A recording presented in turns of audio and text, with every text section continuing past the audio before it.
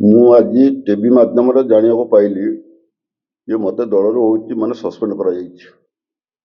Suspend କେଉଁଥିପାଇଁ କରାଗଲା, କ'ଣ ପାଇଁ କରାଗଲା, ମୁଁ ଏ ବି ଜାଣିପାରିନି। କାହିଁକିନା ଦଳ ବିରୋଧୀ କାମ ମୁଁ ବର୍ତ୍ତମାନ ସୁଦ୍ଧା କିଛି କରିନାହିଁ। ମୋ ନିର୍ବାଚନ ମଣ୍ଡଳୀରେ କରିନାହିଁ, କି ଜିଲ୍ଲାରେ କରିନାହିଁ, କି ଓଡ଼ିଶାରେ କରିନାହିଁ।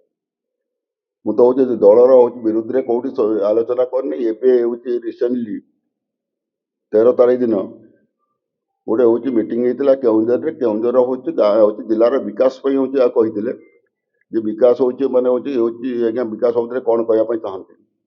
ମୁଁ କହିଲି ଯେ ବର୍ତ୍ତମାନ ଯେଉଁ ମୁଖ୍ୟମନ୍ତ୍ରୀ ସେ ତାର ହେଉଛି ବିକାଶ ଧାରାକୁ ନେଇଛନ୍ତି। ଯଦି ଖାଲି ତ ହେଉଛି ମାନେ ଭିତ୍ତିପ୍ରସ୍ତର ସ୍ଥାପନ କରିଦେଲେ ହେଉଛି ହେଇଯିବନି।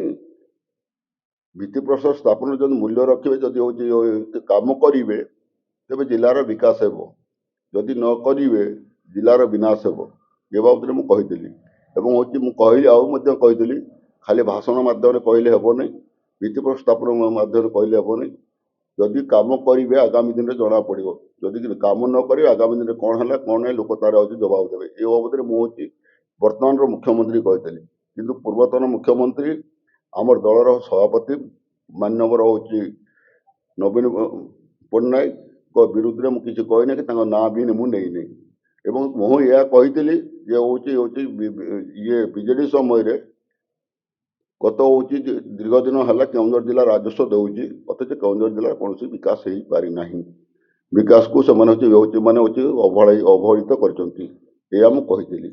ଯଦି ଏତିକି ନେଇ ଯେ ସେ ଯଦି ହେଉଛି ମୋତେ ସସ୍ପେଣ୍ଡ କରିଛନ୍ତି, ମୋର ଏଥିରେ କିଛି କହିବାର ନାହିଁ।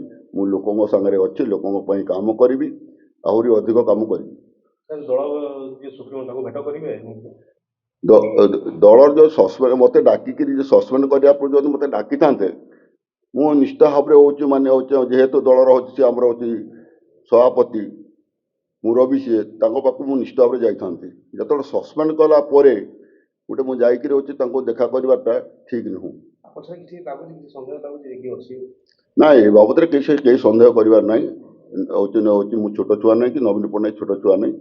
ହେଉଛି ସେ ହେଉଛି ନିଜକୁ ନିଜେ ହେଉଛି ବିଚାର କରି ସେ ତ ଦେଖନ୍ତୁ ବର୍ତ୍ତମାନ ସରକାରରେ ନାହିଁ। ସରକାର ନଥାଇକି ଯେତେବେଳେ ସସ୍ପେଣ୍ଡ କରିଛନ୍ତି ତାଙ୍କୁ ସେଭଳିଆ କେହି ଇଙ୍ଗିତ ଦେଇନାହିଁ।